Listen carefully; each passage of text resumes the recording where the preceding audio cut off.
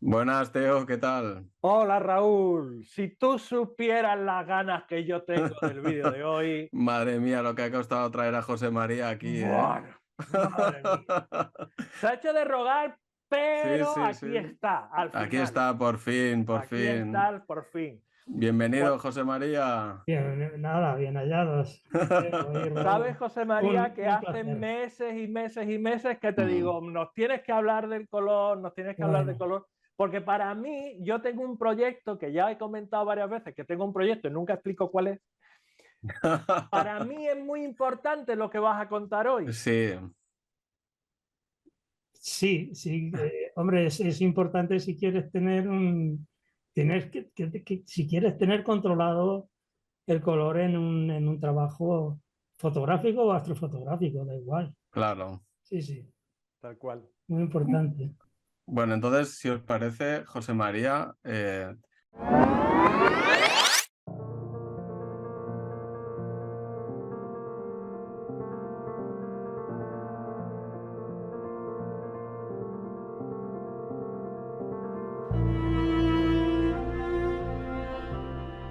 de qué nos vas a hablar, ¿De qué porque tú nos eres vas a hablar? experto, claro, tienes mucha experiencia, pero bueno, ¿de qué nos vas a hablar exactamente? Bueno, podemos hablar de la configuración del color en un proceso de edición. Desde el punto de vista no interno de la propia edición en sí, sino de la configuración, de los parámetros que yo considero importantes, sobre todo para evitarnos sorpresas. Me refiero con esto a que, bueno, a todos nos ha pasado, y a mí incluso me sigue pasando, que terminamos una foto, pues la damos como Claro, buena después de un montón de horas de edición, la publicamos en Instagram o en Facebook o donde sea y nos quedamos asombrados y dice, bueno, ¿qué pasa aquí? Pero los colores no es... completamente cambiados, parduzcos, sin vida, a veces pardos, amarillentos. Bueno, ¿aquí qué ha pasado? Algunas veces la diferencia es muy pequeña, porque realmente, aunque trabajemos bien, siempre vamos a tener alguna diferencia, pero si trabajamos bien, la diferencia va a ser lo menor posible. Lo mismo digo, si por ejemplo queremos mandar nuestras fotos a sacar un día unas copias grandes o pequeñas, las queremos colgar en casa o regalar a alguien y tal, pues también pasa lo mismo. Nosotros qué pretendemos, pues que lo que vemos en nuestra pantalla sea luego lo que aparece en las copias o lo que aparece en las redes o lo que aparece en Astrobin o donde vayamos a publicar y si tenemos la suerte de un día editar un libro, pues que en el libro aparezca también Claro, con esos matices de color que nosotros hemos logrado o que en la pantalla tenemos. Eso que parece sencillo, pues tiene su miga, es decir, tiene sus historias. Entonces hay que controlar, tampoco son muchos parámetros, son 4 o 5, pero hay que tener eso claro. En el bien entendido que el color a fondo es complicado.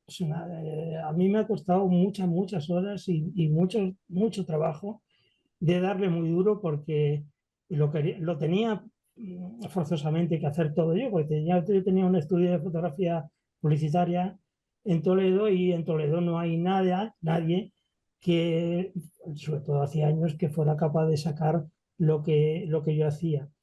Y entonces, pues la única opción que yo tenía es irme a Madrid, que así estuve durante mucho tiempo, pero llegó un momento en que no era viable, sobre todo trabajando en publicidad, que todo es para esta tarde, para mañana, pues claro. era imposible. Y entonces no tuve más remedio que comprar un par de impresoras, un plotter profesional y hacer los trabajos en casa, controlando yo todo el proceso hasta el final. Pues así es como, la verdad, disfrutas y logras un producto como Como tú tú lo quieres, has claro. pensado. Claro, parece una Ahora es más fácil, Mm. pero sí que conviene tener los parámetros generales que vamos a decir en esta charla más o menos controlados. Es importante eso, vamos. Es muy importante porque, claro, estamos hablando de que cuando hacemos astrofotografía, una de las cosas que enseguida queremos compartir nuestro trabajo, ¿verdad? Y a quién no le ha Claro, pasado de que un compañero ha visto la foto en el móvil y no veía lo mismo que nosotros en la pantalla, ¿no? Y nos claro, preguntábamos, uy. Espérate que lo vean en el ordenador, a ver si... Mm. Eso en Planetaria a mí me ha Sí, pasado mucho sí, también, ahora ¿eh? mismo. Espera que Ujú. voy a verlo en el ordenador grande. Sí. Exacto. Claro, la cosa es que tú necesitas tener una serie de parámetros concretos en tu ordenador establecidos Correcto. para que cuando procesas la imagen, el color que tú estás viendo sea el color real que luego va a salir. Totalmente. Efectivamente, ese es el objetivo. Ese es el objetivo a lograr. Entonces, tampoco es muy complicado. Si solo queremos eso, es bastante sencillo. Otra cosa ya sería meternos a sacar nosotros en casa con una impresora de Claro, chorro, claro. por ejemplo, una foto clavada. Eso tiene su complicación, es bastante complejo. Es decir, se puede hacer también, pero solamente esa aplicación nos puede llevar un curso de 15 o 20 horas, como Madre mínimo. mía. Sí, Uf, sí. madre Esto, mía. y no digamos en imprentas ya te metes en un mundo de una preparación muy, muy larga y muy compleja. Vamos a Eso sí, quedarnos en lo sencillo, por Sí, favor. sí, sí, sí, por claro. favor. No, pero bueno, digo esto porque es que parece que todo es, No, no, todo no es no, no, Sí, para sí, complicado, no, nada. ¿no? Es no, no, muy no, complicado. no, es mucho más Porque complicado, claro. es una cosa de matices muy, muy delicadas, incluso operando bien y haciéndolo todo bien y teniendo los monitores calibrados, y a veces hay diferencias, ¿eh? Pero bueno, cuanto mejor trabajemos, pues menos diferencias tendremos. Luego también importa mucho que la cadena, es decir, los que van detrás de ti, funcionen también, ¿eh? Claro, claro. Incluso hay veces que te encuentras con gente que es capaz de corregir los pequeños errores que tú hayas podido tener o grandes errores que haya podido tener. Entonces, bueno, es simplemente, yo con esta charla quería dar pues 4 o 5 tips un poco generales de los que yo considero los parámetros importantes en esto del color. Pues Sin entrar en el tema de cómo calibrar una foto en PixInsight, eso te lo dejo a ti, Teo, que seguro que sabes mucho más que yo, o Raúl, que sois los maestros en esto. Yo en eso estoy aprendiendo. Photoshop le domino un poco, tampoco mucho, pero mucho más que PixInsight, claro. Pero bueno, en PixInsight he conseguido en estos últimos días, digo, bueno, vamos a ver cómo resuelve PixInsight lo del color. Por cierto, lo resuelve regular, las cosas como son. Y en eso Photoshop es infinitamente más completo, en sí, fin, llega a sí, mucho más es detalle otro que mundo. PixInsight. De hecho, en Pues, PixInsight no se puede imprimir. Bueno, sí se puede. Al final diré cómo se puede hacer, porque sí se puede imprimir desde PixInsight, pero de una manera que los propios manuales de PixInsight te dicen, te aconsejan que no lo hagas. O sea, no sé cómo será que ellos mismos te dicen Bueno, son honestos al menos. Sí, sí, que sí, no sí. tires por ahí, ¿no? Bueno, Rogelio Bernal en su libro también lo dice, que no Claro. se ocurra imprimir con PixInsight, pero poder se puede. Muy bien, pues pues me nada. parece que una charla más que Sí, sí. necesaria y aquí estamos esperando, Raúl. Y agradecido, sí. Nada, bienvenidos a todos. Comienza la charla de Muy José bien. María.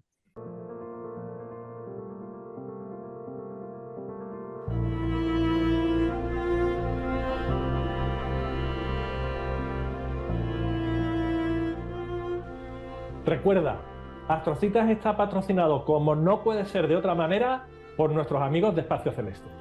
Tu tienda de confianza y unos verdaderos especialistas en astronomía.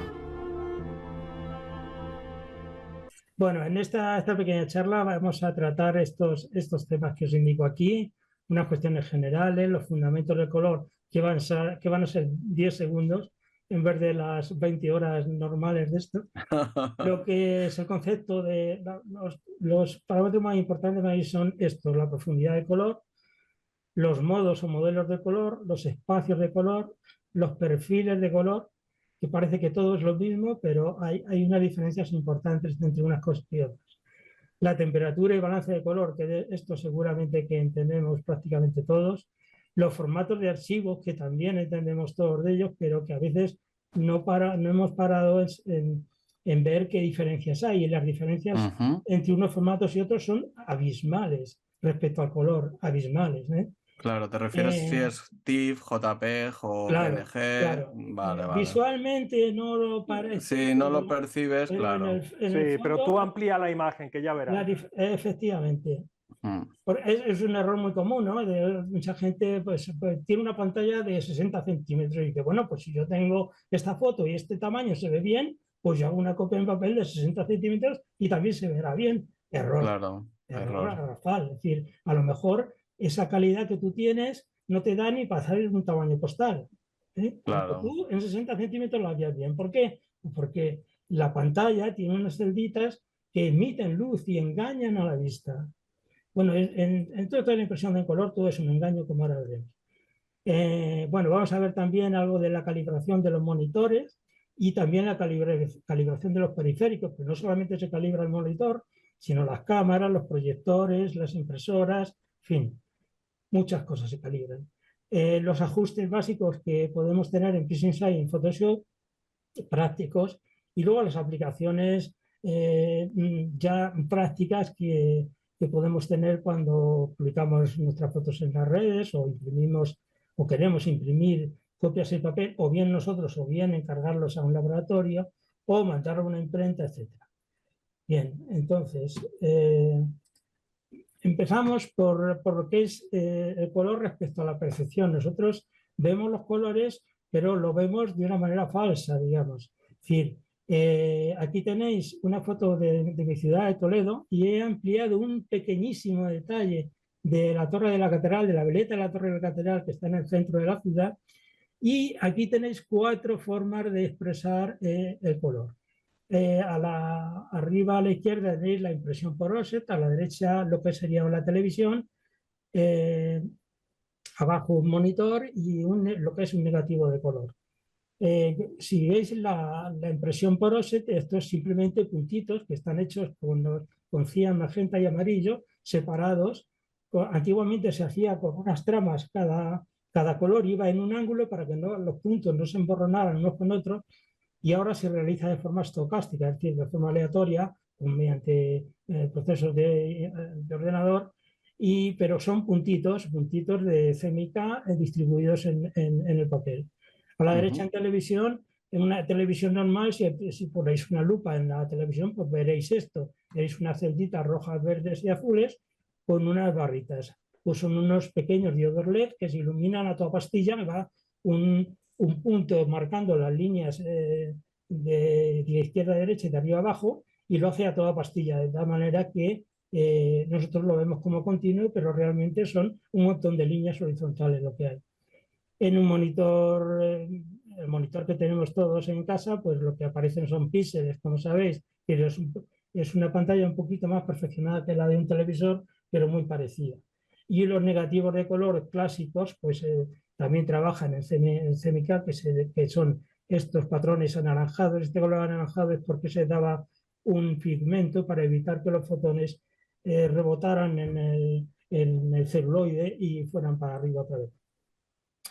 Bien, hay una máxima en el desarrollo de toda edición que dice que la máxima calidad de una foto será la que tenga el peor componente de nuestro equipo, de la cadena. Esto lo puede entender todo el mundo. Es decir, si de nada nos claro. vale comprarnos un Takahashi de 8.000 euros y luego le metemos unos filtros de culo de vaso, ¿no? Buen ejemplo. De 30 euros. Pero bueno, es que, ¿qué calidad vas a tener? La que tenga ese filtro, no Es más, correcto. porque por ahí va a pasar toda la luz. Por Claro. tanto, todo lo que tengas después, por muy bueno que sea, no vale para nada. Lo mismo pasa, lo pongo aquí esto porque esto es obvio, pero lo mismo pasa en la cadena de edición.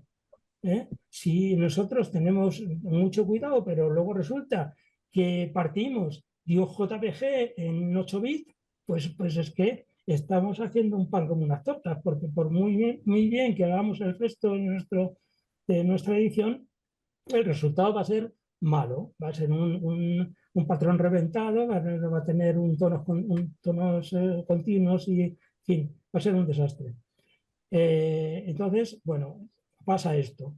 También es cierto, también es importante saber que, a ver, desde nuestro original que nosotros sacamos de nuestro apilado hasta que terminamos la edición, el original sufre una degradación.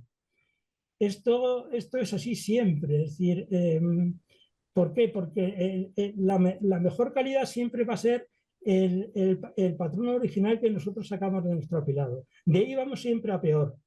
No tenemos más remedio que intervenir, obviamente, porque en la edición lo que hacemos es quitar todas esas imperfecciones que nuestra foto ha tenido por las turbulencias atmosféricas, por nubes, por mil cosas, y no tenemos más remedio que hacer una reutilización de fondo, hacer el DBE, hacer una deconvolución, etc. Pero si tuviéramos un original sacado en un Borle 1, en lo que no tuviéramos prácticamente que tocarle, que por cierto he leído que hay gente que ha logrado eso, pues es que no hay que editar nada, es decir, ya la foto está hecha. Y quiero decir que todos los procesos de edición degradan la imagen. Entonces hay maneras de procesar de forma que esto se degrada menos. Por ejemplo, si nosotros abrimos y cerramos y guardamos la sesión durante muchos días, tardamos 5 o 6 sesiones en terminar una foto, estos pasos de guardar una imagen y volverla a abrir, ¿qué estamos abriendo? El paso que teníamos anteriormente, que ya era peor que el original. Es decir, lo que pasa tanto en PixInsight como en Photoshop es que cuando nosotros editamos, todo lo que vamos haciendo, en realidad el original no lo toca. El programa simplemente lo que estamos haciendo es darle instrucciones al ordenador para que eso lo haga cuando nosotros guardamos el archivo. Pero mientras tanto, el original no se toca. Quiero decir con esto que cuantos menos veces abramos y cerramos, abramos y guardemos un archivo, mejor, porque tendremos menos degradación en nuestro original.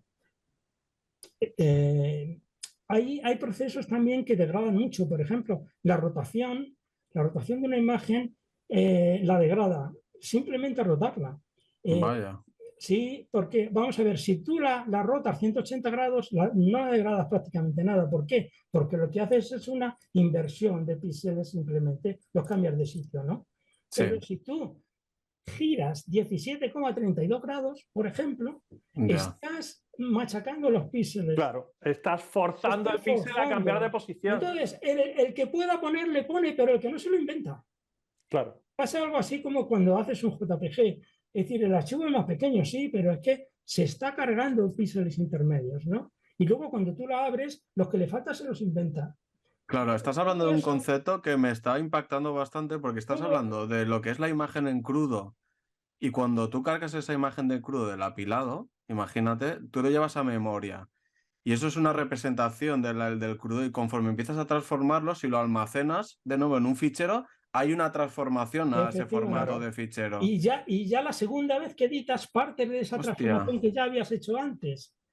Y bueno, hay una cosa... Si lo haces 2 veces o 3 no importa, pero imagínate que lo haces 20 veces, eso los ingenieros de Photoshop se dieron cuenta hace muchos años. Y lo que hicieron es decir, bueno, pues vamos a sacar un formato tal que sea capaz de guardar todas las capas y todas las máscaras y todos los canales que yo haga. Y entonces, yo tengo fotos en Photoshop que pueden tener, si no te exagero, pero 35 o 40 máscaras con 3 canales y con 28 capas o más, incluso. Y todo eso me lo ha guardado de tal manera que yo no guardo el archivo procesado. Lo que guardo son todas esas instrucciones para que las aplique luego. Ahí voy. Y cuando yo acoplo la imagen y cuando lo acoplo ya me he cargado el archivo. Bueno, me he cargado, en el buen sentido. Es decir, ya lo he estropeado, digamos. Claro. Una vez has fusionado eso, no tiene arreglo. Claro. No, pero la clave es esa, las instrucciones para luego reproducir el proceso. Yo he leído que PixInsight es capaz de guardar algunas máscaras, me parece, en algún caso, pero no de la forma tan fácil que lo tiene Photoshop. Photoshop lleva muchos años y eso se nota. Hay muchísimos ingenieros que han trabajado en el desarrollo de ese programa y se nota. Es decir, han procurado que... ¿Por qué se hace todo eso así? Para evitar que el archivo se degrade o que se degrade lo menos posible. Entonces, únicamente le afecta cuando acoplas. En el caso de PixInsight, cuando guardas. Y en el caso de Photoshop también, cuando guardas, claro. Entonces, por eso hay que guardarlo con unas determinadas condiciones que veremos ahora. Bueno, sigo porque tampoco quiero enrollar mucho. No, súper interesante. Son conceptos que a lo mejor, Sí, ¿verdad? Que bueno, no Ni te sabemos planteas. manejar. Sí, sí, sí, Es que sí. tú, ¿cómo te vas a plantear tú que por guardar el archivo estoy Claro, es una degradando el archivo? locura. sí, ¿Qué me pues estás afecta. contando? Afecta. De hecho, por ejemplo, la edición de la rotación, lo he leído en varios sitios ya que aconsejan no rotar la imagen. Pasa que la tienes que rotar, pues la rotas al final. Hombre, una cosa que se Claro, llama claro, Star Alignment, por ejemplo, ¿verdad, Teo? Que tienes que alinear claro. todos los canales, Claro, pues hay ciertas rotaciones ahí, ¿eh? claro, claro. Sí, pero fíjate que, vamos a ver, en un Star Alignment, por ejemplo, si tú estás tomando las fotos con un poco de cabeza, la diferencia a lo mejor es de 1 grado o 1,5 grados. Ahí el píxel no se va a mover una locura. Luego además no hay otra, no tienes otra. Es decir, Pero claro, lo tienes que hacer. efectivamente, es que ¿Eh? se degrade o no se degrade, eso Claro. tienes que hacerlo. No, naturalmente. Se ¿Vale? dice en el sentido, yo lo hablo de degradar, a lo mejor está mal dicho. Cuando tú alteras la imagen, alteras Efectivamente. para bien seguramente, pero la estás alterando. Que tengas claro que tú la imagen la estás alterando, la estás cambiando. Eso hay que tenerlo presente. Bueno, vamos a seguir un poco los fundamentos científicos del color. Bueno, aquí no me voy a meter, simplemente lo sabéis. Yo es que Todos. cada vez que os veo sacar tablas con números, yo desconecto. No. Esto es el espectro visible del color, pues ya sabemos cuál es la vista, el espectro visible del ojo humano, de los 400 a los 700 nanómetros, y ya está. Todos sabemos que los colores, cada uno tiene una longitud de onda diferente y por eso existen las aberraciones cromáticas, porque cada color enfoca a una distancia distinta del sensor. Y por eso se producen esas alteraciones, tan sencillo como eso, porque toda la longitud de onda, los tratamientos que llevan los telescopios van encaminados a igualar esa longitud de onda, pero no lo hacen del todo bien. Y entonces, pues algunos enfocan un poquito antes, otros un poco después, y da cromatismo. Bueno, eso viene del color. La profundidad del color, uno de los puntos básicos que quería yo hablar de esto. Todos sabemos lo que es, pero en relación con el color tiene una importancia capital. Profundidad del color, ya sabemos que se origina de la siguiente manera, es la profundidad de cantidad de información que tiene cada píxel de imagen, ¿no? Un bit puede tener dos estados, el positivo y el negativo de la corriente eléctrica, que son dos tonos, el negro puro y el blanco puro, y ya está. Entonces, por combinación de esos tonos, podemos establecer muchos más. Por ejemplo, si en 2 bits podríamos tener 2 por 2 tonos, ya tendríamos 4 tonos, que eso sería esta segunda línea que hay aquí. En 4 bits tendríamos 2 por 2 por 2 por 2, 4 veces, teníamos 16 tonos, y llegamos a los 8 bits de profundidad, que se conforma con 256 tonos, que serían los dos estados del positivo y el negativo elevado a la octava. ¿Por qué nos quedamos aquí? Porque con 2 elevado a 8 ya tenemos 256 tonos, que son lo suficientes para que la vista humana no sea capaz de distinguir un tono del siguiente, sino que nos parezca que están todos en una degradación continua y uniforme, ¿no?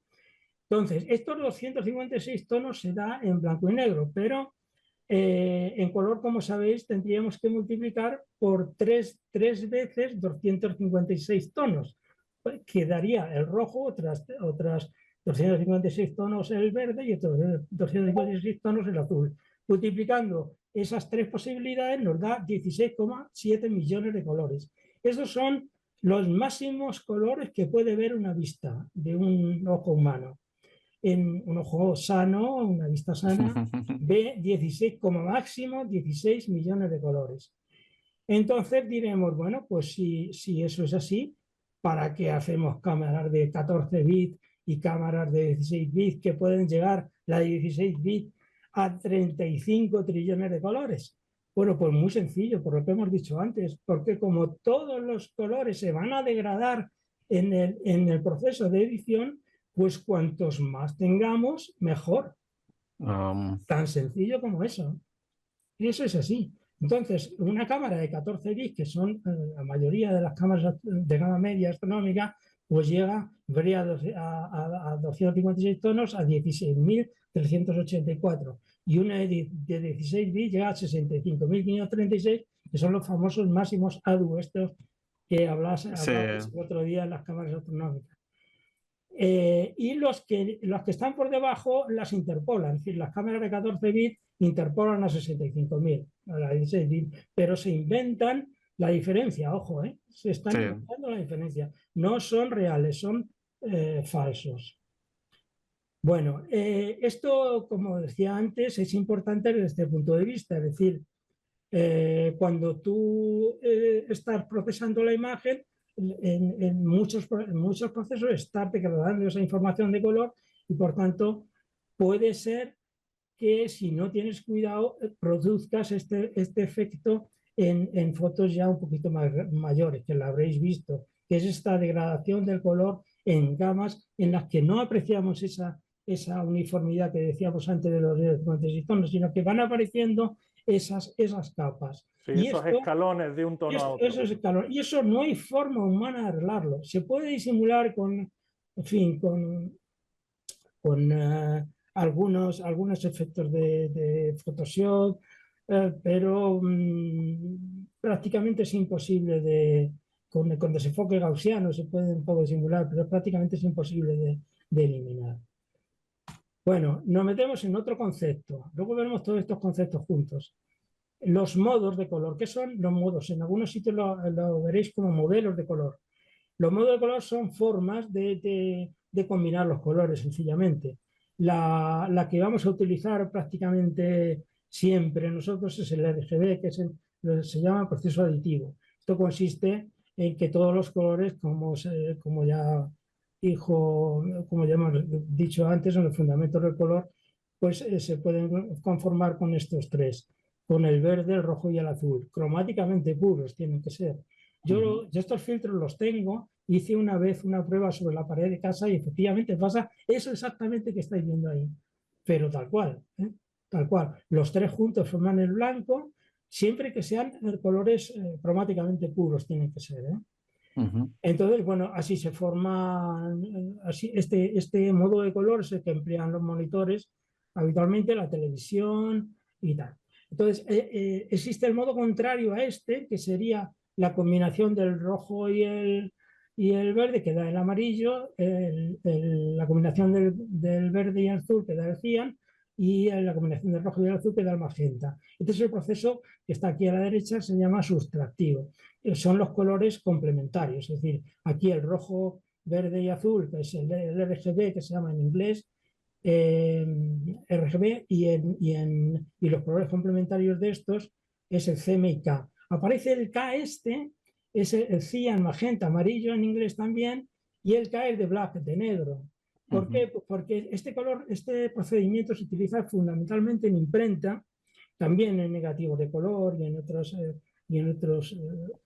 aplicaciones, pero en imprenta lo que pasa es que ellos no operan con el color luz como operamos nosotros con los filtros y con los telescopios, ellos operan con tintas, entonces tintas físicas. Entonces, ¿qué pasa? Que las tintas no son muy perfectas, no se pueden conseguir cromáticamente puras. Entonces el negro no se consigue un marrón sucio. Entonces, para dar el negro, pues utilizan el negro y viene de ahí el K, que por cierto tampoco es el negro. En imprenta se suele utilizar el azul oscuro, que da un negro más intenso que el propio negro, curiosamente. Bueno, luego que sepáis simplemente que, bueno, la escala de grises todo el mundo sabe que ya lo conoce, el canal de luminosidad en astrofotografía. Y hay otro modo de color que es el color lab. Color lab lo he puesto aquí porque es el color que todo el mundo dice que emplea Photoshop internamente. El color lab consiste en un canal de luminosidad de la misma forma que hacemos en las composiciones de las cámaras monocromáticas en astrofotografía, y luego tiene dos canales más, el A y el B. El A, por coordenadas positivas, forma el rojo, en las negativas el verde, y el B por coordenadas en las positivas, en capa en las positivas forma el amarillo y en negativas el azul. Entonces, esa combinación de ese canal A y B más el L de la luminosidad forma de la misma manera estos colores. Lo que pasa es que parece que informáticamente es mejor y más rápido que estos colores, y por eso lo utilizan internamente algunos procesadores. Bueno, es simplemente que sepáis esto. Espacio de color, otro asunto importante, porque el modo de color es el que tenemos y ya está. Tampoco no nos vamos a meter en CMYK, salvo ahora que diremos al final la aplicación concreta cuando vayamos a imprenta. El espacio de color es el que determina la gama de colores que puede representar un monitor. Digamos que es el espacio de juego, digámoslo así, donde se desenvuelve nuestro trabajo. Esos espacios de color, pues aquí tenéis los representados muy gráficamente. El espectro de luz visible sería lo que hay más al fondo. He puesto 3 espacios de color, hay muchos más, pero aquí en este diagrama de color podéis ver que el Profoto, por ejemplo, es el que más colores coge, más gama de colores coge. Luego el Adobe RGB es un espacio de color de tipo intermedio, y el más pequeño es el sRGB. No confundáis el RGB con lo que hemos visto antes del modo de color, que no tiene nada que ver. Estos son espacios de color, lo que se llama espacio de color. He puesto estos 3 que son los más importantes, pero hay muchos más. Está el Color Match, por ejemplo, que es también un formato profesional. El Profoto es un formato profesional. El Color Match también. El Apple es el formato que utiliza Apple. Y, en fin, y luego hay Me adelanto aquí, José María, una pregunta que a lo mejor comentas más adelante cuando hables de la calibración del monitor, porque ya que lo estamos viendo físicamente, si tú puedes calibrar si tu monitor te permite la calibración a Profoto, ¿deberías elegir Profoto por encima de Adobe? Sin ninguna duda, vale. Sin ninguna duda. Es más, el espacio de color que yo creo que hay que, vamos, yo creo, no, el que debemos tener es el máximo que nos permita nuestro monitor. Pues claro, podemos utilizar el Profoto, decimos que coja el Profoto y PixInsight le coge, y vosotros también, pero si no tenemos un monitor que sea capaz de coger de representarlo, espacio, no vamos a verlo. Claro, y si no lo vemos, ¿cómo narices vamos a...? Claro. Pero una pregunta, no si nuestra imagen entonces está en ese espacio de color y la transmitimos a otra persona... Bueno, pues se la debemos dar fácilmente.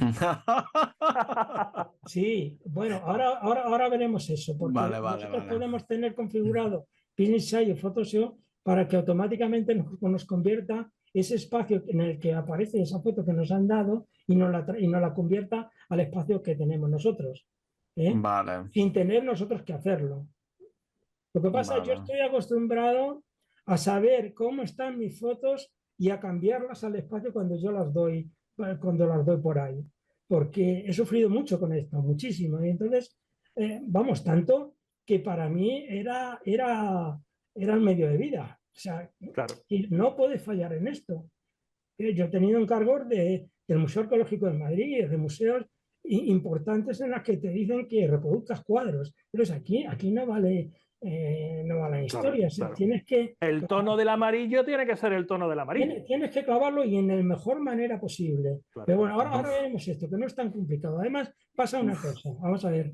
Este parámetro de los espacios de color es importante, pero no tanto como el que hemos visto antes de la profundidad de color, ni tanto como, por ejemplo, el formato del archivo. Es importante, pero si no le tenemos, pues tampoco pasa nada. Es decir, que es mejor tenerle, pero si no, pues bueno, pues nos podemos arreglar. Si tenemos un monitor que solamente coge Adobe, pues vale, pues nos apañamos con Adobe. El Adobe, cualquier monitor de gama media ya le coge, y el Adobe RGB lo veréis como Adobe RGB 1998. Aquí a la izquierda os lo pongo porque se suelen representar así. Y el sRGB aparece con estas siglas, ICC 196621. Aparece así simplemente porque el que lo inventó pues lo puso así.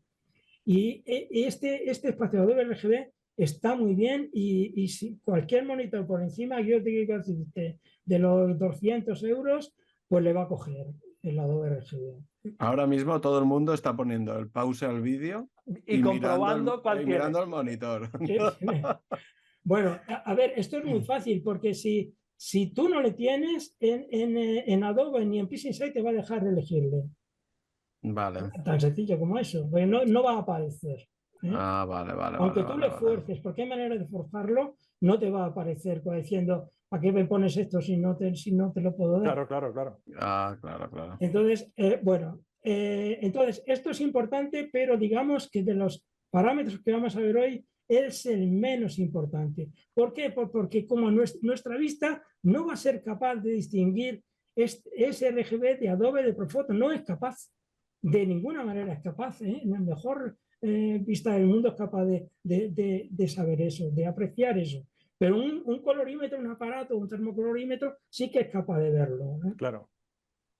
Bien, bueno, entonces aquí conclusión pues que debemos emplear el espacio de color mejor que tengamos, teniendo claro cómo estamos trabajando, porque si no tenemos cuidado y luego mandamos a una red social una foto hecha en Profoto RGB, el aspecto va a ser penoso, ¿eh?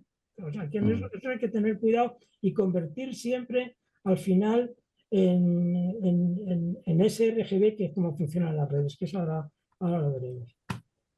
Bien. Más Viva, cosas. esto es la fiesta de los archivos en el ordenador, Raúl. Ya lo veo ya. Otro concepto, ya nos quedan pocos. El perfil de color. ¿Qué es un perfil de color? Esta vez se confunde con el espacio de color.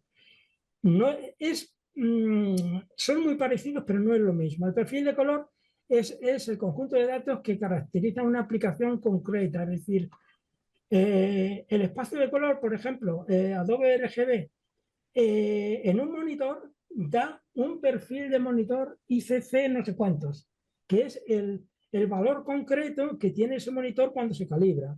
Pero si tú pasas el calibrador, eso el que tenga calibrador lo sabe perfectamente. Cuando termina de calibrar el monitor, le aparece un archivo. Ese archivo es el perfil ICC de ese monitor en concreto. Otro perfil ICC sería la caja de papel que he comprado yo para imprimirme mis fotos y le he sacado un perfil para ver qué perfil de color tiene ese papel. Ojo, que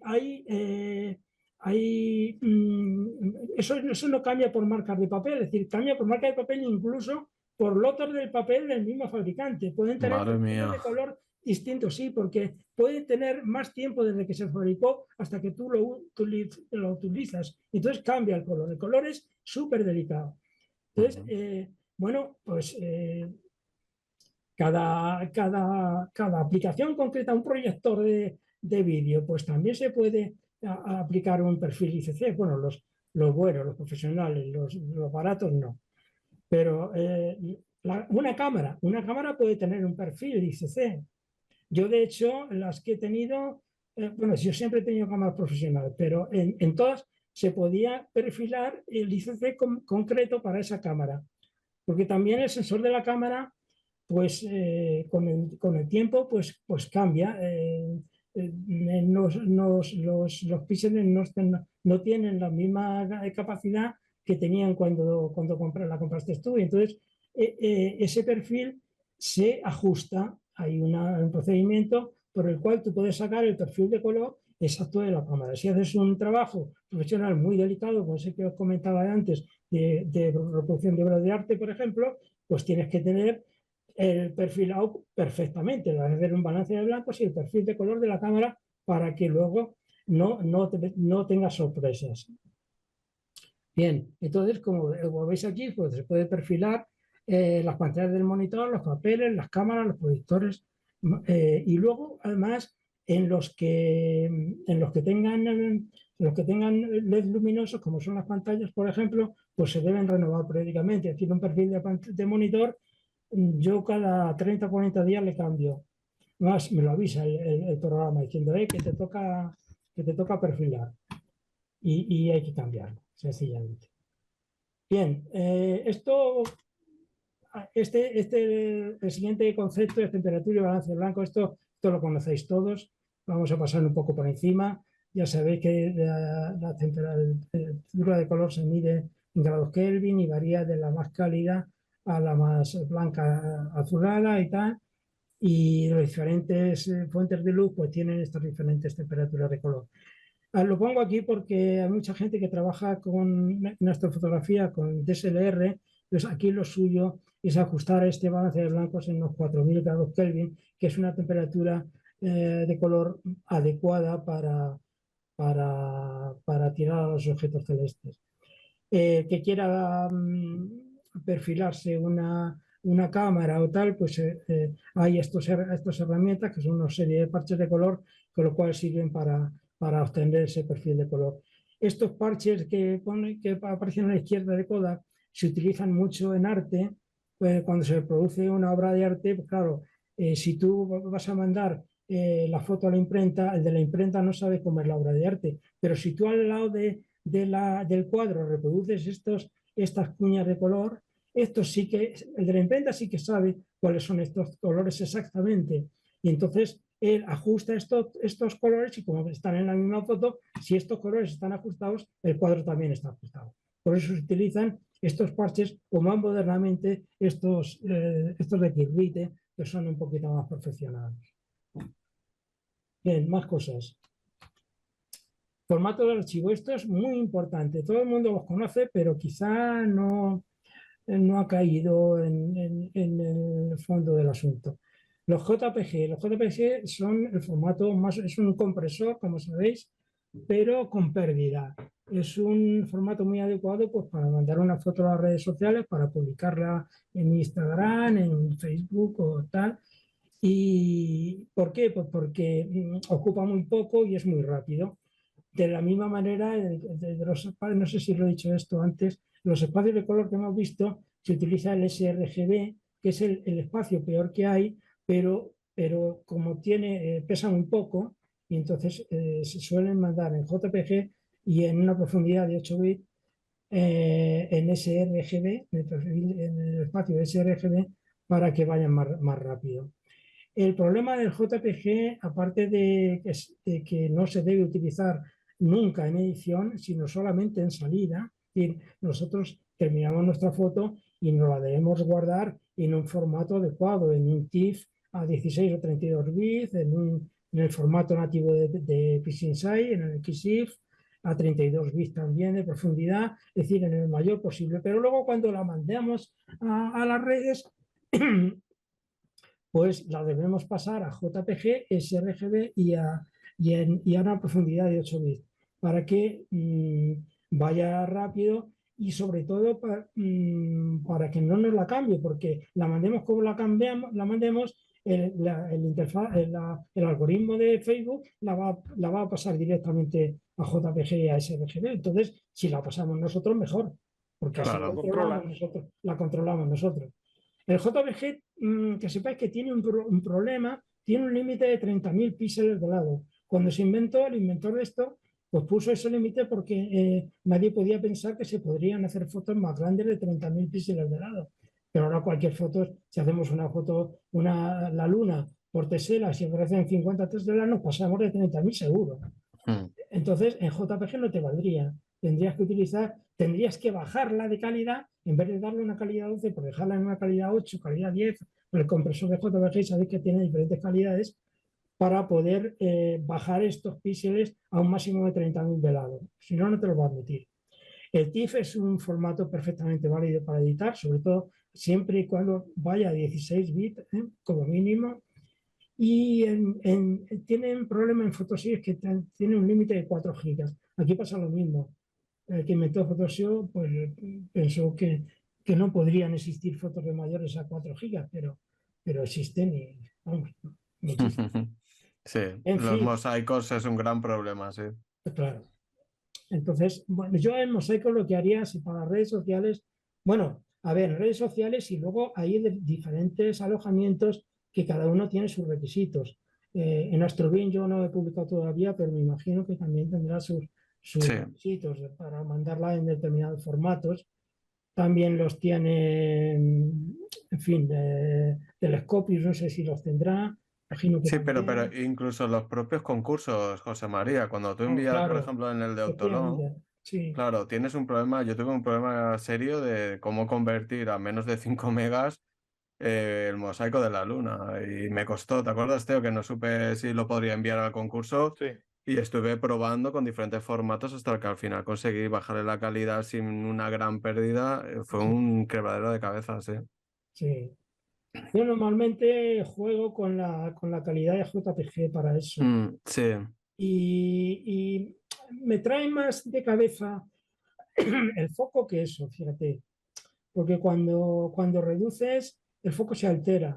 Mm, Entonces, hay determinadas formas de enfocar válidas para cuando haces eso de una manera muy bestia. Porque yo hago gigapanos y tengo gigapanos algunos de 40 gigabytes. Gigabytes. mm. Entonces, pues una de las fotos que hice está en una plaza en Toledo, tiene 24 metros, está en una fachada. Madre mía. Pero 24 metros no de valla de carretera que te acercas y parecen granos de arroz, no, no, que te acercas y se ven perfectamente los detalles, ¿no? Entonces, bueno, pues eh, cuando utilizas formatos tan grandes tienes problemas, ¿eh? Pero hay manera de trabajarlos. En Photoshop, por ejemplo, es maravilloso, con eso que os decía antes, de que no altera para nada el archivo original y lo que hace es simplemente programa las actuaciones, ¿no? Porque con las capas, las máscaras y tal, pues con eso se puede hacer en las gitapanos grandes. Claro, mover una pano tan enorme en pantalla es que no te lo permite, porque simplemente cualquier movimiento que tú puedas hacer pueden ser 40 minutos hasta que la pantalla lo hace. Claro, Claro, claro. entonces yo me enteré, digo, bueno, ¿y esto cómo lo hacen? Pues la gente lo hace. Bueno, pues lo que hacen es hacerse una copia más chiquitita, igual, pero mucho más pequeñita. Y Ujú. entonces trabajan sobre capas y máscaras Claro. todo el desarrollo de todo el proceso. Y luego Y- importan todas esas pero capas. no hacen nada, simplemente, claro, y entonces cogen y una vez abierta la foto chiquitita, abren la grande y pasan todas las máscaras y capas directamente a la otra. Y ya está hecho. No tienen que hacer nada. Nada que Bien se pensado, claro. bueno, tienes que acoplar y guardar. Acoplar una Bueno, bueno. imagen de 40 gigas a mí me tardaba el orden de pues casi un día. Uf. Y llorar y rezando para que no se fuera la luz, porque aquí Claro, claro. en esa época había microcortes de corriente, Madre microcorriente, mía. machaca completamente el proceso, ¿no? Y tienes que empezar otra vez. Bueno, entonces, bueno, formatos ya sabéis, esto tampoco, tampoco me voy a entretener mucho. De todos estos formatos, quizá el más interesante es el PNG. Es Mm. un formato que pesa poco, no tiene pérdidas, ¿eh? Y te admite fondos transparentes. El fondo transparente está muy bien, por ejemplo, para poner un logotipo de forma extraña sobre una imagen, de forma semitransparente, por ejemplo. El PNG y luego pesa poco, no pesa tanto como los PSD, por ejemplo, que es el formato nativo de Photoshop, que os digo, donde se guardan las máscaras y las capas, pero eso pesa muchísimo. Luego hay otros formatos especiales como el PSB, que son formatos para tratar, si alguna vez hacéis una luna con 200 teselas, pues seguramente en Photoshop tendréis que utilizar este formato. No le des ideas a Este, Raúl, este no te, le des este te ideas a admite Raúl. hasta 100 gigabytes. Vale.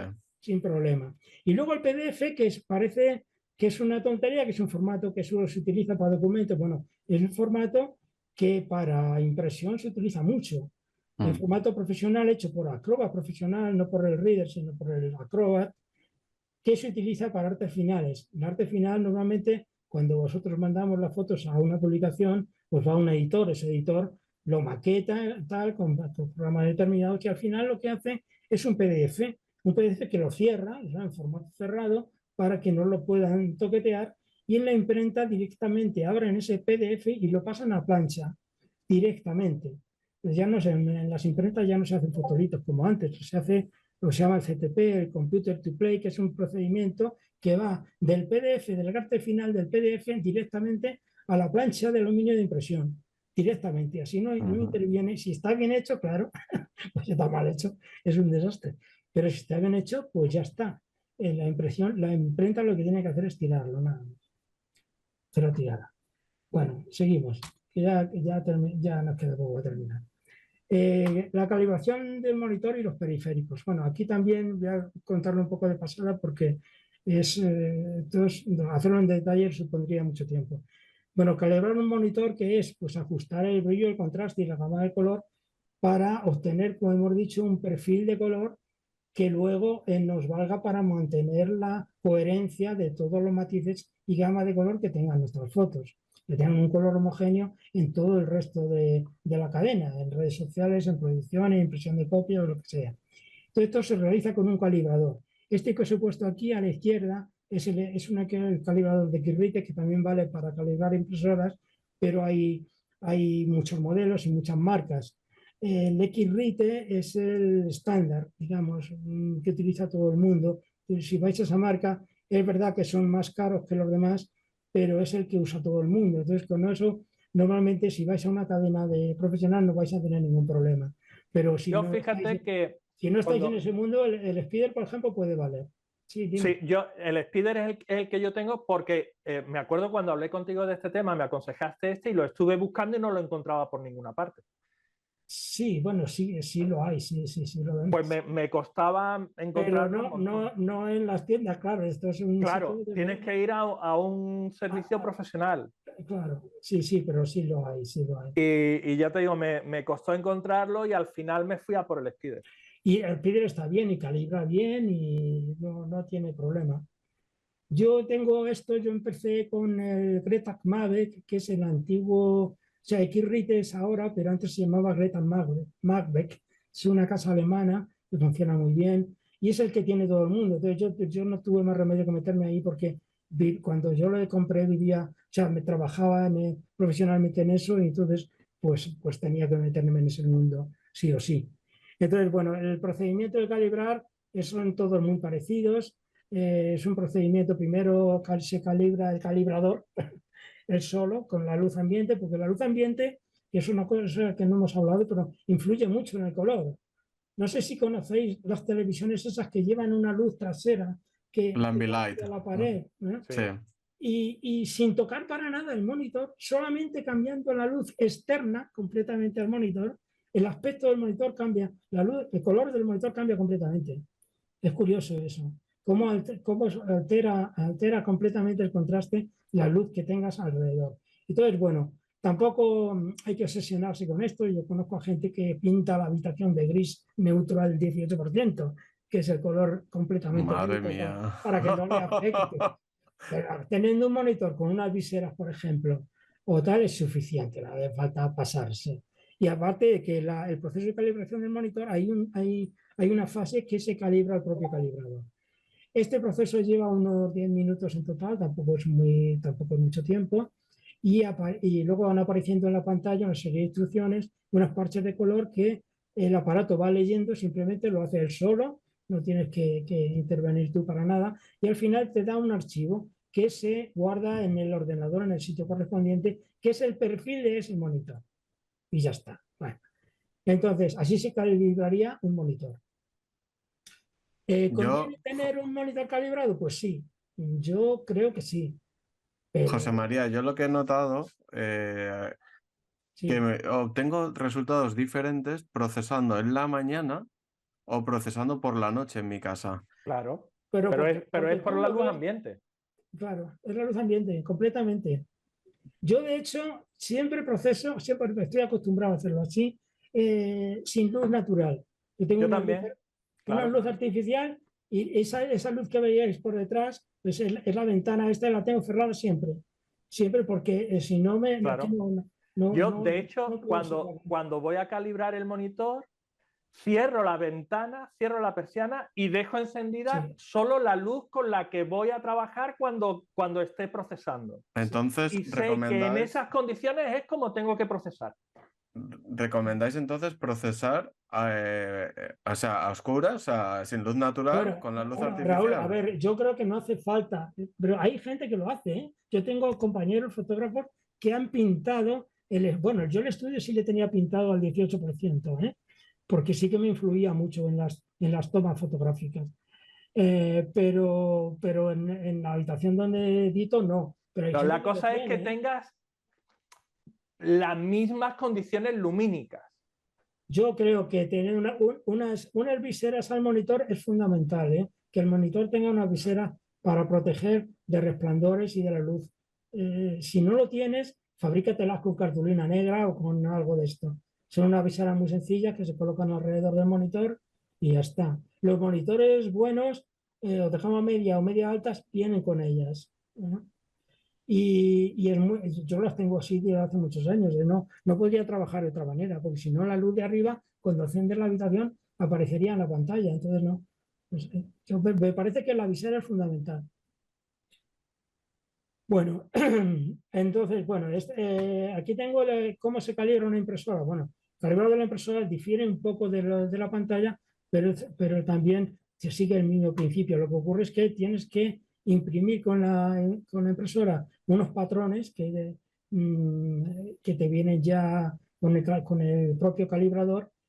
Esos patrones los lees, como aparece aquí en la foto del medio, con el lector, con el calibrador, vas pasando por todos ellos y luego imprimes otra vez otra muestra mucho más afinada, digamos, de todos esos patrones de color. Y al final terminas también con un perfil. Yo el perfil le suelo nombrar con la marca del papel, la fecha en que lo he hecho y tal, para saber. Yo Mamma mía. casi siempre utilizo el mismo papel, tengo un Claro. que es el que me va bien, y además compro, bueno, compraba, porque ya no trabajo en estoy jubilado, pero cuando compraba montañas de papel, compraba a lo mejor 50 cajas o 100 cajas, y todo era del mismo lote y ya con calibrarlo una vez me valía, ya me valía para siempre. Bien. Entonces, bueno, ¿para qué vale esto? Pues para lo que hemos dicho desde el principio, para que lo que tú ves en la pantalla aparezca impreso. Siempre en el sentido en que una copia impresa no va a tener la viveza de la luminosidad que tiene una imagen en un monitor que es transluminada, que emite luz. El papel no emite luz. Entonces, siempre hay una diferencia, pero en Photoshop incluso hay apartados en los que puedes ver cómo simula el color del papel y te dice, bueno, en papel se va a ver así. Entonces, ¿te gusta o no te gusta? Entonces, puedes retocar un poco y tal. Incluso hay otro apartado de Photoshop que te dice el aviso de gama. Es decir, el aviso de gama es qué colores, a pesar de todo lo que tú has hecho, qué colores no voy a ser capaz de reproducir. Y te dice cuáles, te los marca en gris, estos colores no soy capaz de reproducirlos, así que tócalos un poquito porque hasta ahí no llego. Eso pasa normalmente porque no tienes un calibrador profesional. Un calibrador profesional de alta gama puede estar en orden de los 6 o 7 mil euros. Madre mía. No tenemos bastante con el tubo. Bueno, hay gente que se dedica a esto y que eso le es rentable. Es decir, Claro. yo tampoco le tengo, yo tengo un calibrador de impresora normalito. Pero que sepáis que, por ejemplo, los rojos oscuros, los colores cereza y tal, como no tengas un calibrador profesional, no los pillas bien. Siempre varía un poquito. Bien, más cosas. Bueno, aquí entramos en la chicha. Sí, bueno, quedamos en la chicha, claro, y básicamente estamos en el final. Los ajustes. Bueno, los ajustes en general en Piece Inside, bueno, esto podemos verlo en vivo, lo que pasa es que entonces tendría que ver yo la manera de abrir Piece Inside. A ver si sale bien. Super foto. Qué chulo ese casco de todo. Madre mía. No sabes, José María, lo que os envidio. Yo no puedo sacarlo.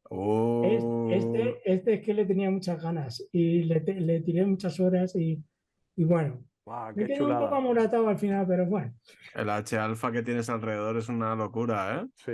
Y es bonito, sí. Bueno, a ver, la configuración en Piece Inside está o bien en edición color measurement setup o bien en process, que también aparece el color. Este es el color, la configuración general de Piece Inside que te marca por defecto, es decir, lo que hablábamos antes, todo lo que viertas aquí que no tenga un color asignado, te le va a meter el que tú tengas por defecto aquí puesto. Yo tengo el Profoto, porque mi monitor tiene el Profoto, pero puede ser otro. Aquí en el desplegable yo aquí tengo todos los que tengo perfiles de papel, de monitores, de impresoras, de cámaras, y entonces he puesto el que yo tengo por defecto, que es el Profoto, en RGB. En Grayscale, en escala de gris, podía haberle metido un blanco y negro, pero como no tengo calibrado el blanco y negro de este monitor, que le compré no hace mucho, y el blanco y negro no lo tengo calibrado. Entonces he puesto el sRGB, que en defecto para el perfil de gris vale perfectamente. Esto no afecta mucho, o sea, de los canales de la universidad que aparecen, como sabéis, en blanco y negro, pues bueno, pues aparece ese.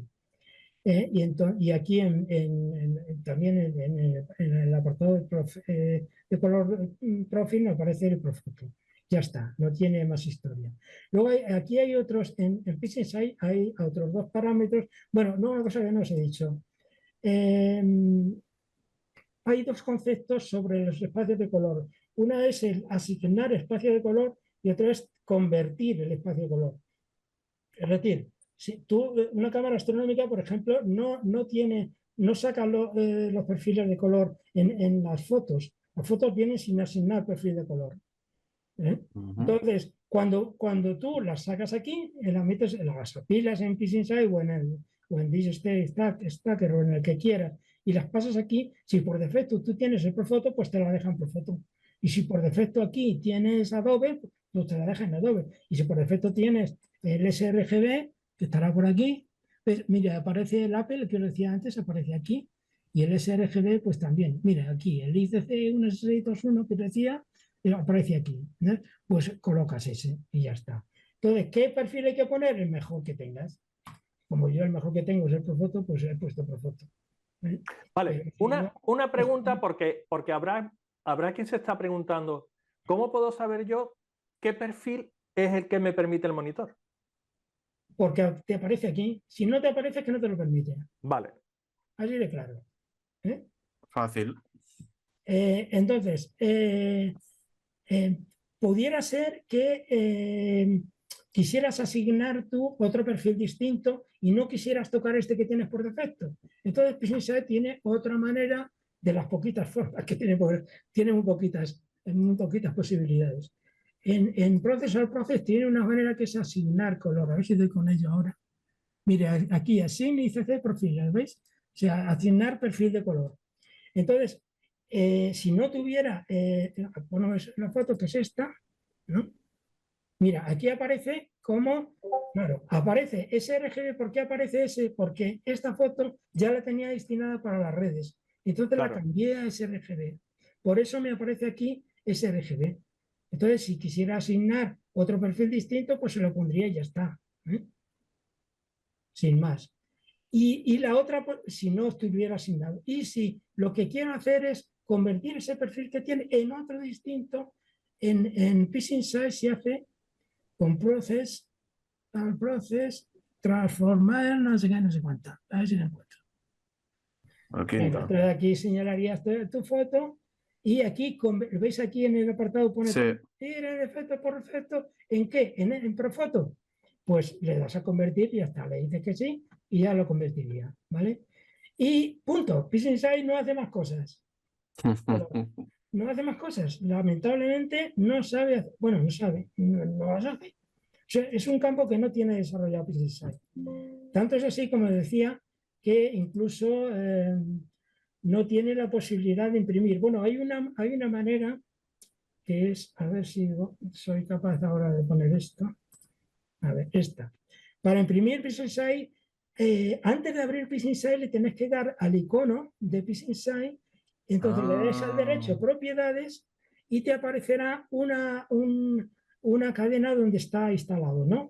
Hace 2 puntos, programa, file, no sé qué, tal. Bueno, pues esa cadena la ponéis entre comillas, le añadís estos 2 guiones with printer, ¿vale?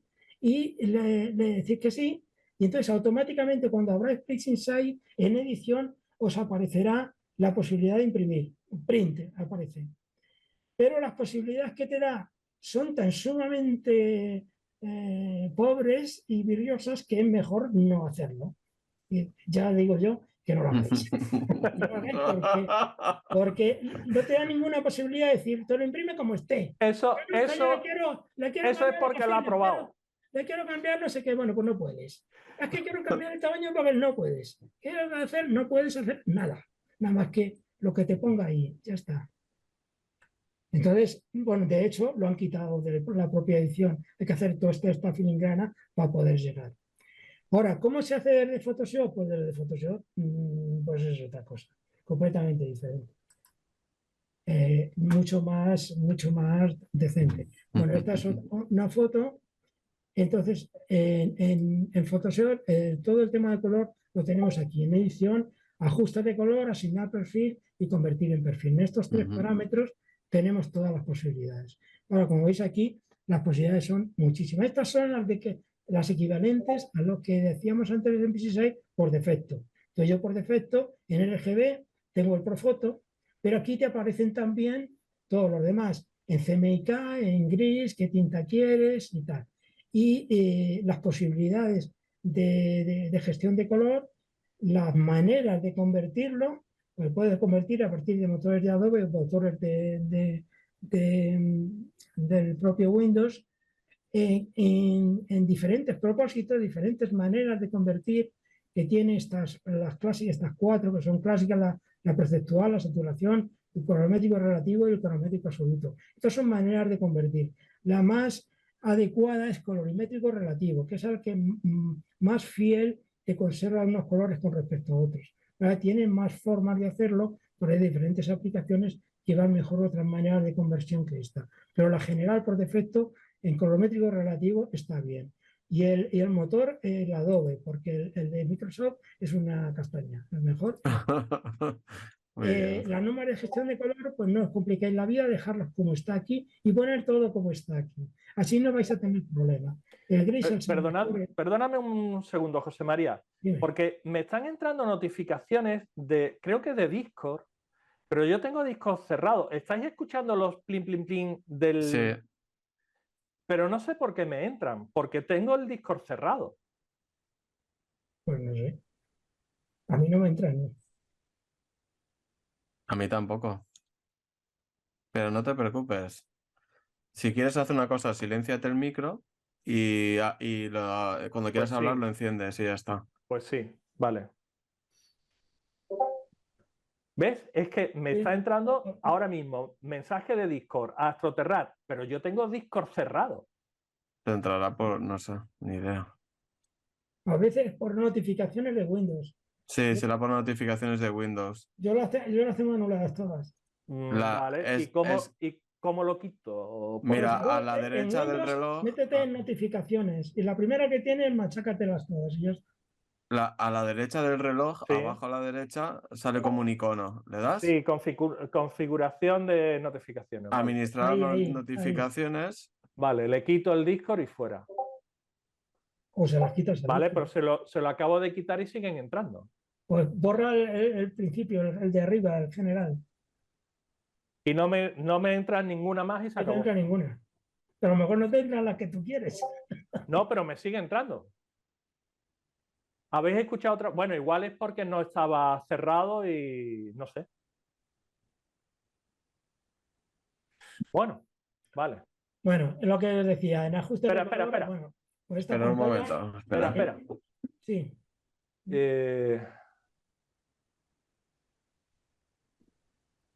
Espérate, porque ahora ¿cómo vuelvo yo atrás?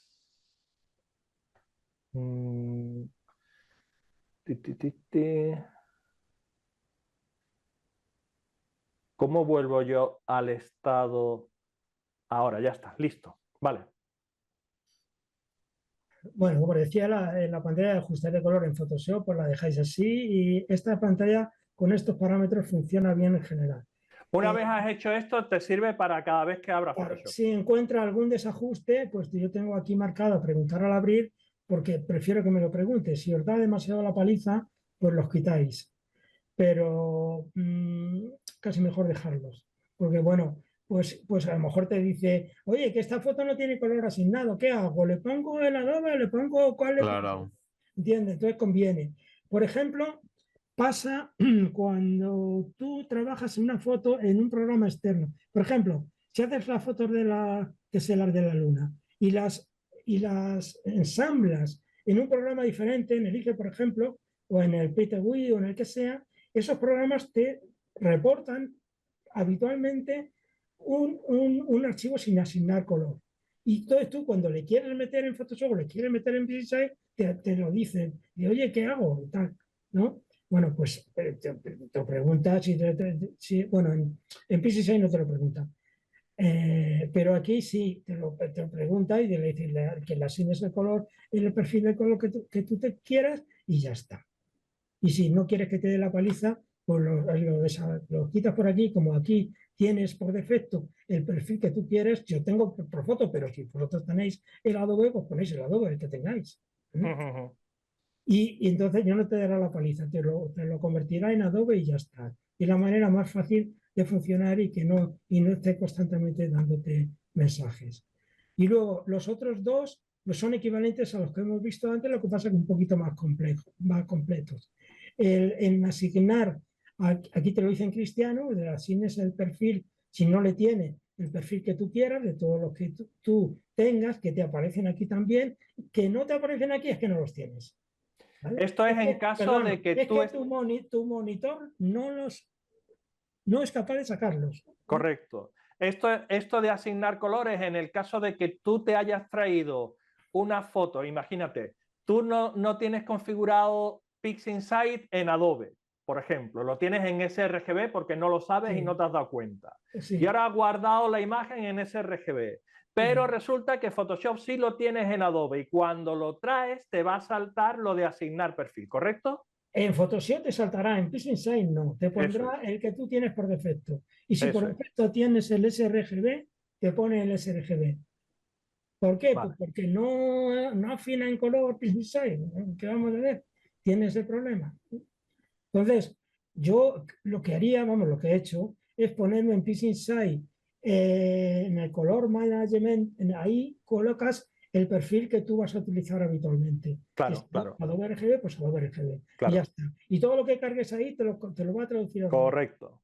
Y ya, no te compliques la vida con eso. Claro. Lo ideal es tener PixInsight y Photoshop con el mismo perfil de color y se acabaron los problemas. Sí, efectivamente. Bueno, y aquí, por último, tienes también en edición el último que es convertir, el equivalente al que tenemos antes. Aquí te dice el espacio de color de origen, que esta foto está en Profoto, pues estará en Profoto, y si la quiero convertir a sRGB o al perfil del desplegable que quiera yo de todos estos, pues te lo convertiría. Por ejemplo, en el caso de la publicación que tú quieres hacer, Teo, pues te vas a un FOGRA, por ejemplo, de CMYK, cambiarías el modo y luego te irías al espacio FOGRA y te aparecería el aspecto que más o menos podría tener. Pero vamos, tampoco te aconsejo que hagas eso porque no vale para nada, porque esa imagen que te aparece y luego lo que te haga la imprenta no va a tener nada que ver. Ya. Así que mejor no te... Se lo mandas con tu perfil de color y si ellos tienen que cambiarlo, te lo cambian. No te metas en ese jardín porque el color en imprenta es otro mundo, es otro mundo que no tiene nada que ver con esto. Bien, y ya está, es decir, hasta aquí vamos a ver si tengo, bueno, sí, te he puesto aquí, por último, las aplicaciones prácticas que podría tener todo esto. Bien, entonces, ¿qué hacemos? ¿Qué es lo que es recomendable en redes sociales? Pues en redes sociales, en el Facebook, en Instagram, en TikTok, en ese tipo de redes, pues lo recomendable siempre es ir a un formato JPG en una calidad 10 que está bien para internet y en monitores grandes se ve perfectamente, un espacio sRGB y una profundidad de 8 bits. Ese sería, con eso no te equivocas nunca con esos parámetros tan sencillos. No para editar, sino simplemente tú te guardas tu foto en el formato bueno, en un TIFF grande o en un FIT o en un XIF o en el formato que a ti más te guste y cuando lo vayas a publicar aquí, pues lo pasas a este formato. Hay una manera en Photoshop que es exportarlo. Bueno, ahora se llama en edición exportar para web heredado. Antes era más sencillo, pero bueno, ahora se hace así. Y además de colocar estos parámetros automáticamente, te quitan los datos SIF, que a veces interesa porque en las redes ¿A quién le importan los datos que tú, con lo que tú has hecho la foto y el tiempo que has tenido, que con qué cámara has usado y todas esas cosas, ¿no? Entonces, pues te los quitan. Entonces, yo los suelo quitar.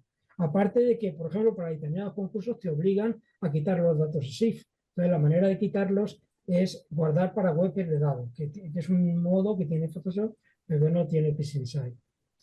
Luego, para determinados alojamientos como Flickr, Astrobeam, Telescopio, bueno, pues cada uno tiene los suyos, no son estándar. Flickr, por ejemplo, me parece que te admite Adobe, Astrobeam creo que también, no sé. En fin, tienes una serie de recomendaciones que hay que vérselo, a ver cómo piden ellos que tú alojes esas fotos y se las mandan. Lo mismo te digo para concursos o tal. Para encargar copias al laboratorio externo, bueno, pues también un poco yo lo haría de la misma manera que para redes sociales. Lo pasaría a JPG, a espacios RGB y, muy importante, a la resolución de 300 puntos por pulgada al tamaño que tú quieras. Es decir, el tamaño de imagen en Photoshop le dices que a 300 píxeles por pulgada, que es, o puntos por pulgada, que es la resolución que se debe imprimir siempre, al tamaño que tú quieras. Entonces, si el tamaño que tú quieres pues no te le da, te da un tamaño más pequeño, bueno, pues puedes interpolar un poco, pero no mucho, no paséis con esto. Se puede interpolar un 20%, un 30%, un 40%, un 50% si quieres, pero no más. No conviene interpolar más porque entonces puedes tener problemas de tonos, escalonado en tonos. Hay una manera de interpolar muy buena que es utilizar programas específicos. Antiguamente estaba el Resize y ahora está el Gigapixel, de Topaz Gigapixel, que te da, que tiene un programa de inteligencia artificial que te hace, además de ampliar, bueno, pues conviene utilizar ese tipo de programas si queremos pasarnos. Entonces, una buena norma es esa, 300 puntos por pulgada, tamaño que tú quieras, y sin interpolar o interpolando poco. Interpolar me refiero a aumentar el tamaño, la resolución que te da enseguida. A la vez, si tú le pones 300 puntos por pulgada, te dice el tamaño equivalente máximo que puedes tener tú con una foto determinada, ¿no? Esto lo cambiabas, perdona José María, esto lo cambiabas en Photoshop en imagen, tamaño de imagen, ¿verdad? Sí, si quieres voy a un momento. Vamos a ver si esta foto lo pudiéramos imprimir, pues imagen, tamaño de imagen, y aquí te aparece. Correcto. En resolución, aquí es donde tienes que colocar los píxeles por pulgada, sí. El DPI o en inglés, o el puntos por pulgada, sería aquí, sería 300 y te da... ten cuidado que aquí has puesto 3000. Te da un máximo de 1,74 por 1,10. Bueno, pues este sería, y si no, pues aquí cambiar la ampliación y ya está. Entonces, esto siempre en la anchura y altura enlazados para que te dé la misma proporción y ya está, ya tendríamos ese tamaño marcado ahí. Tener en cuenta que para Internet siempre se recomienda 72, ¿verdad? 72 píxeles. Sí, es la resolución que se suele mandar. Esto, como estábamos hablando de impresión en papel, pues es esa, el tamaño de 300. Sí, aquí no lo he puesto, es verdad. Podría haberlo puesto 72 píxeles por pulgada.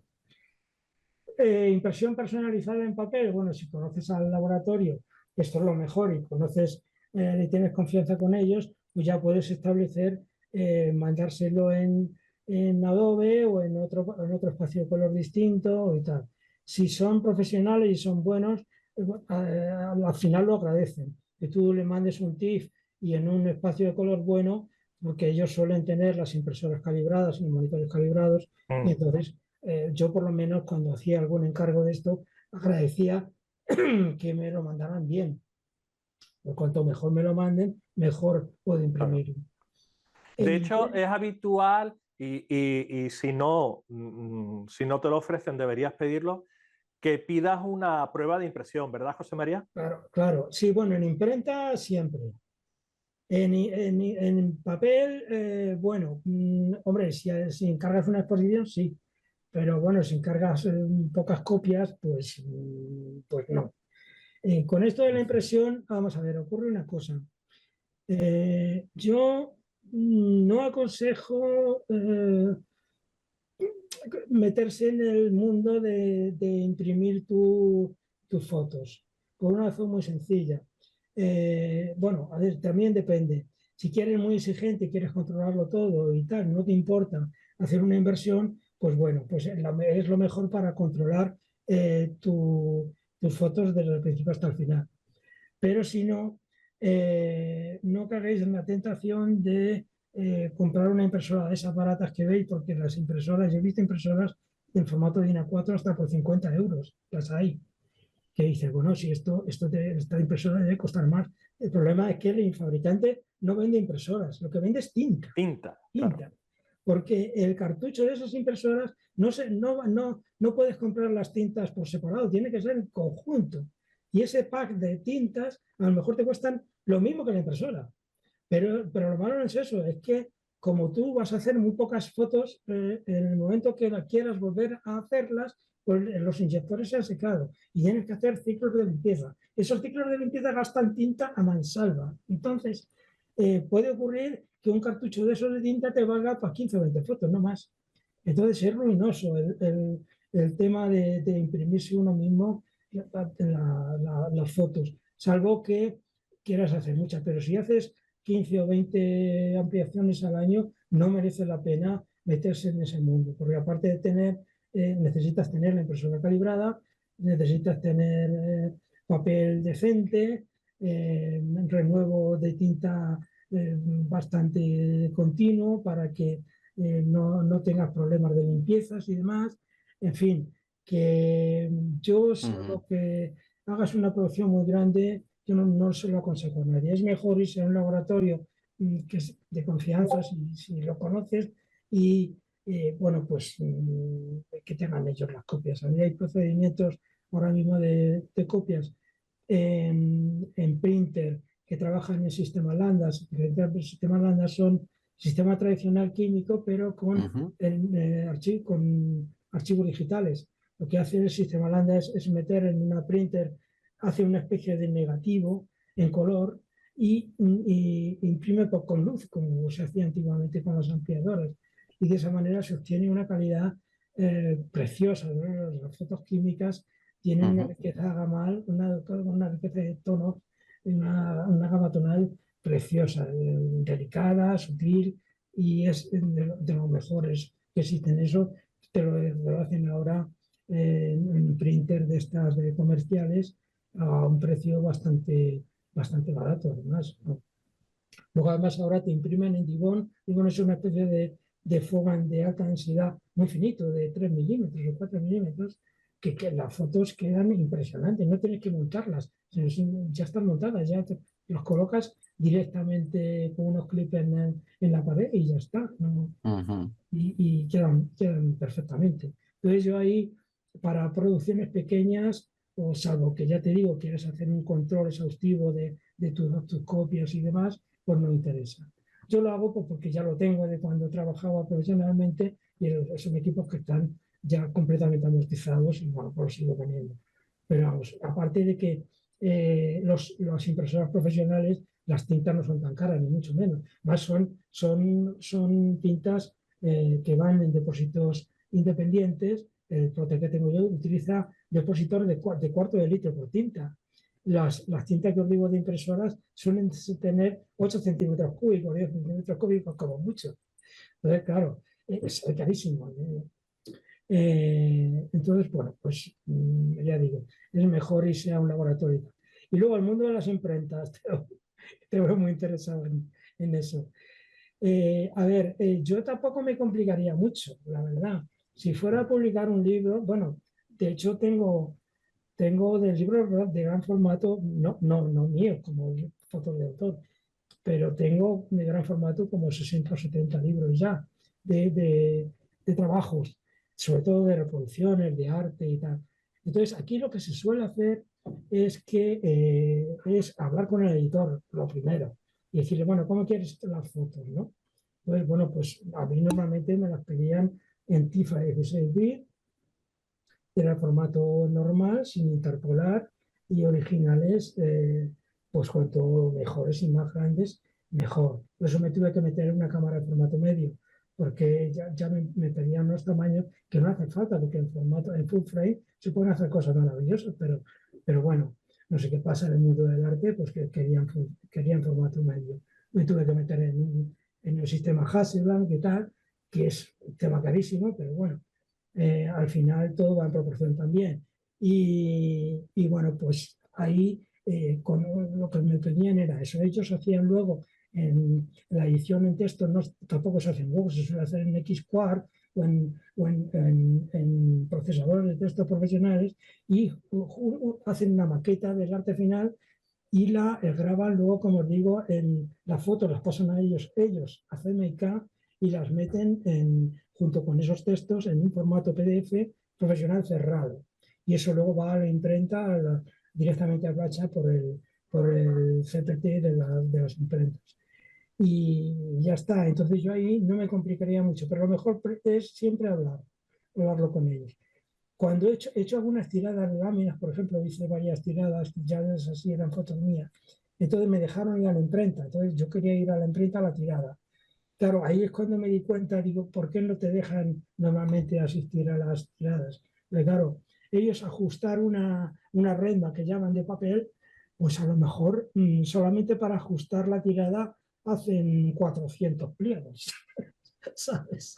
Solamente para ajustar el color, Madre porque mía. ellos cada tinta la pasan a registro una y otra vez. En el mismo pliego pasa varias veces por la tinta. Es decir, primero va la cía, luego va la magenta, luego la amarilla, luego la negra. Incluso hay algunas que utilizan más tintas. Hay imprentas profesionales como el Miracle Fournier, por ejemplo, que hace los naipes. Estos trabajan con 14, 15 tintas. En Monterrey, una de las gráficas con las que yo trabajaba, la tinta va por tuberías. O sea, es una Madre gran mía. industria, Uf, va, sí, sí, por tuberías. madre mía. Entonces los trenes de tirada, pues pueden tener 40, 50 metros de largo. Cada tinta es una máquina inmensa. Entonces, esos pliegos van por esas tiradas, luego pasan a registro cada una de esas tintas, cada uno va en un punto y así se va conformando toda la... Entonces, claro, si tú vas allí a dar el visto bueno a una prueba que te hacen, la prueba te tienes que ir al final de la tirada para que empiece a salir el primer pliego, pero cuando tú ves el primero, ya en la primera máquina está en el 200 o en el 300 ya, porque Ya. eso da a una virolla que es que no, los papeles no los ves de lo rápido que van.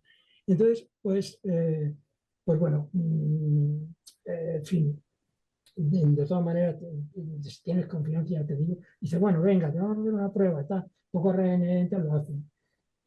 Lo ideal es que la prueba te la hagan en la imprenta, porque hay una prueba que ellos llaman cromalines, que es una prueba que se hace con unas máquinas que llevan ellos, que es una especie de impresora, vamos, una palabra, impresora de gran calidad y tal.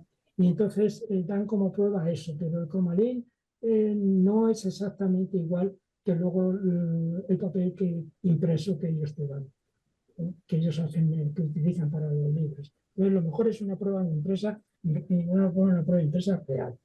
Si hay confianza con ellos y lloran mucho, pues y no ponen muchas pegas y eres un poquito más confiado. Les llevas una pata de jamón y eso, igual te Claro, dejan. pues un poco mano izquierda también. Claro. Porque si te pasas de listo, empiezas con hablar de perfiles de color y tal, pues el del mono, que es el de que está en la máquina, se mosquea contigo, ¿vale? O sea, con eso hay que tener cuidado. Pero en fin, puedes hacer con ellos. Yo al final cogí confianza con algunos y la verdad es que me llevaba muy bien.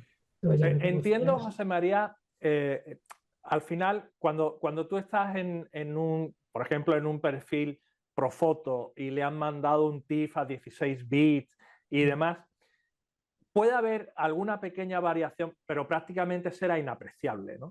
Sí que la hay, siempre la hay.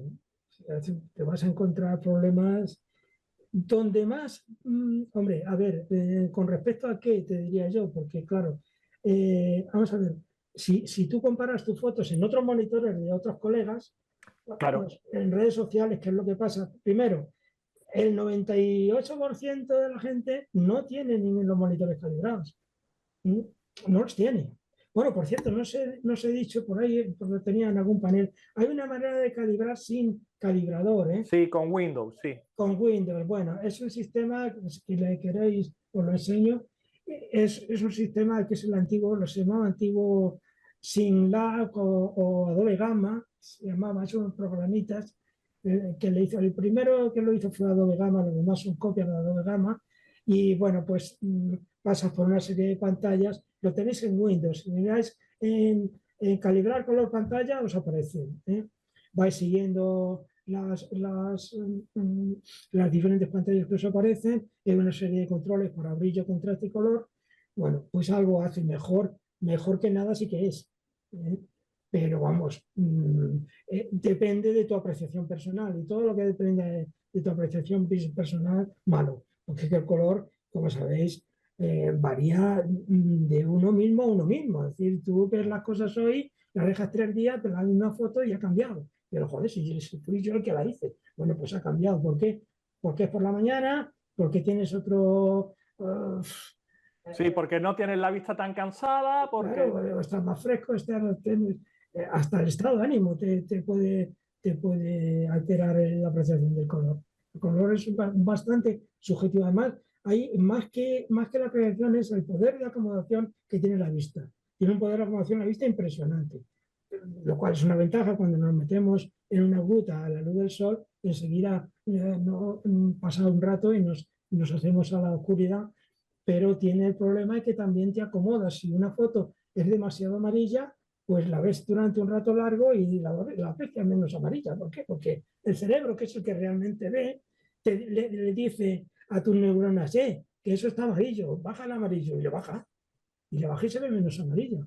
Tarda un poquito, pero pasa. Por eso conviene dejar las fotos un tiempo y abrirlas, y en el primer momento de abrirlas es cuando aprecias si la foto está bien o no está bien. Si dejas pasar un tiempo, ya no, porque entonces la vista se acomoda. Es muy importante eso también. Sí, además, nosotros lo hemos hablado muchas veces y además con diferentes compañeros, lo de el efecto de tú editas una foto y espérate al día siguiente para volver a abrirla antes de compartirla, porque tu percepción de la fotografía cambia de un día para otro, Cambia. macho. Totalmente, tal cual. Mm. Sí, sí. Sí, no, y hoy, como ya tienes aquí, yo esto lo comparo mucho con la escritura, sabéis que yo escribo. Cuando tú has escrito un texto, no puedes corregirlo de inmediato, porque no eres capaz de leer lo que hay escrito. Tú lees lo que crees que has escrito. Madre mía. ¿Vale? Pero no es lo que está. Para poder leer lo que está, tú tienes que poner distancia temporal, evidentemente, entre lo que has escrito y la lectura. Porque si lees de inmediato lo que acabas de escribir, no vas a leer lo que has escrito, sino lo que querías escribir. ¿Qué pasa? Que cuando una semana después, que tú ya no te acuerdas de las palabras que pusiste, vas a leer, es cuando realmente te das cuenta de qué hay escrito. Con esto pasa exactamente igual. Cuando tú estás procesando, tú crees que esta capa que he puesto aquí está perfecta porque tu vista, como decía José María, se ha acomodado, pero cuando la ves 3 días después, ves un pedazo de borde tremebundo entre una cosa y la otra y es cuando te das cuenta, claro. Sí. A mí me pasó con el casco de Thor, me acuerdo perfectamente que yo la vi perfecta y luego incluso la saqué en Facebook y la veo y digo, pero si está morada, pero si está foto, pero morada de narices, o sea, pero morada, completamente morada. Y yo, pero bueno, ¿cómo he hecho yo esto? Pero bueno, pues sí, pues me pasó. Claro. Otra cosa que he aprendido yo de otra afición, fui a un taller sobre pintar miniaturas y el profesor nos habló de teoría de color y de un efecto visual también que yo no conocía, José María, que es, imagínate, es cuando tú dos colores los ves separados, tienen unos tonos y cuando los pones próximos, el cerebro hace como una especie de interpolación. Sí. Y entonces, por ejemplo, nos demostró durante la clase cómo los verdes se podían percibir como morados y cosas así, ¿sabes? Sí, En función de lo oscuro que sea, no sé qué. Y entonces es como que engañas al cerebro también, ¿no? Entonces eso, sobre todo en las fases muy de cosmética que yo le llamo de Photoshop y tal, eso también es una cosa que nos engaña. Engaña mucho ahí las ilusiones ópticas, hay paradojas visuales de las sombras. Eso que tú dices me recuerda a una imagen de una sombra que aparece verde en un momento y aparece gris en otro. Depende de lo que tengas al lado. Empiezas a pasarle el SCNR, pero ves que no hace nada y es que en realidad no está verde. Sí, sí, totalmente. Como, con el sol y la luna en el horizonte, ¿no? Todo nos parece que es muy grande. Es exactamente justo lo que tú decías así en el comentario. Cuando tiene otra ilusión óptica. Porque el cerebro siempre compara lo que hay alrededor, sobre todo en tamaño. Tamaño compara. Es más grande que lo que tiene al lado. Claro. Tiene un árbol o un monte y dice, bueno, es más o menos igual, ¿no? Pues entonces tendrán el mismo tamaño. Pues súper interesante. Yo no sé tú, Raúl, pero yo en cuanto dejemos de grabar me voy a ir a PixInsight a ponerle espacio de color a Photoshop, a revisar todo esto porque realmente... Yo también estoy deseando verlo también. Digo, a ver mi monitor, no tengo ni idea de lo que estoy haciendo. Es más, fíjate, yo calibré hace poco porque he cambiado el equipo hace poquito, el monitor no, lo he mantenido, pero calibré el monitor hace poco y lo puse en Adobe RGB y creo que tengo espacio Profoto. Entonces, lo primero que voy a hacer es volver a cargar la calibración para ver si lo puedo poner en Profoto, ¿no? De todas maneras, el espacio de color no, que de verdad que nos preocupe excesivamente. Vale. Sí, bueno, pero si puedo ponerlo, mejor. Si puedes ponerlo, mejor. Influye, pero ni mucho menos como la profundidad de color o como el formato del archivo. Influye en una medida mucho menor. Vale. Pero digo esto porque mucha gente, creo que PixInsight por defecto trae sRGB, trae el peor, es decir, el espacio de color más pequeño que hay. Pero trae, seguramente con sabiduría, decir, bueno, pero vamos a poner este que con este nadie va a tener problemas, ¿no? Claro. No, es que es así, nadie va a tener problemas. Sí. Pero ojo con esto porque si hay gente que cambia a Adobe o cambia a Profoto porque lo tiene y luego se olvida de esto, pues va a sacar las fotos en Profoto o en Adobe en las redes y va a ver los desastres. Y dice, pero bueno, de la historia que me ha contado José María, esto es un rollo patatero que me ha contado, que todo es un desastre. Ahora, que estaba yo. Claro. Entonces, en estos casos, lo que tendrías que hacer es guardar el archivo original en TIFF, en Adobe RGB, y el que vayas a publicar en JPG sRGB. Sí, hay una costumbre, yo tengo siempre es exportar. Me voy a Photoshop siempre en la salida y exporto para web heredado. Ponen edición, exportar para web heredado. Ahí te sale automáticamente el sRGB y el JPG a la calidad adecuada para las redes. Y además te quita los SIF, sea el archivo que sea, da igual. Y eso es un recurso muy bueno y funciona perfectamente. Sí. Pero tienes que tener ese cuidado, ¿eh? Porque sí, yo para mí lo guardo en PNG, digamos, para verlo en mi monitor, pero para compartir hago lo que tú dices y obviamente para editar me acabo guardando los TIFF o los PSDs. Es un paso más que a alguna gente le puede molestar. Igual, otra cosa, bueno, pues, pues sí, pero si lo incorporas a tu flujo habitual de trabajo, es un minuto. No cuesta nada y siempre sales ahí y te olvidas ya de... Claro, al final... Y trabajas bien, porque además vas a ver cómo las fotos al final, aunque tú las pelees, las trasteen mucho, van a tener una calidad mejor que antes. Sin duda. Sí, pues muy interesante y incluso yo esto lo enlazo con una cosa que Teo y yo hablamos muy a menudo, que es... del día después me parece importantísimo. De verdad os lo digo. O sea, no publiques hasta el día después. Sí, correcto. De verdad. O sea, vete a dormir, duerme, levántate, mira la foto. ¿La ves? Yo te lo prometo. Yo he estado una noche editando y lo que tú decías, José María, perfecto. Me he ido a dormir. Digo, al día siguiente ya lo compartiré. Me levanto, la abro, digo, esto no es lo que yo he editado. Por eso te digo que a mí me rompía el cerebro el hacerlo por la noche y verlo por la mañana. O sea, y si has estado mucho tiempo. Muchas horas, sí. Al final el cerebro es que la leche te confunde completamente. Fíjate que esto último que estamos diciendo se contradice un poco con otra cosa que comentábamos, que es... ¿Cómo? No guarden muchos archivos, que estás degradando archivos, ¿vale? Sí. Hay que tener un poco de conciencia. No, yo creo que no se contradice. Tú puedes editar de una vez o de 2 veces, como mucho, una foto. Sí, claro, claro, claro. Sí, no, aquí entiendo que te referías, José María, en calidad. a que no hicieras 20 sesiones con 20 guardados, claro. Claro, es simplemente eso. Yo creo que poca gente cae en eso, que la degradación de las imágenes por la edición. Pero vamos, eso es una ley inexorable, ¿eh? Ya no hay ninguna duda de qué pasa. Súper interesante. Sí. No Pues sabes yo las muchísimas. ganas que te tenía, José María.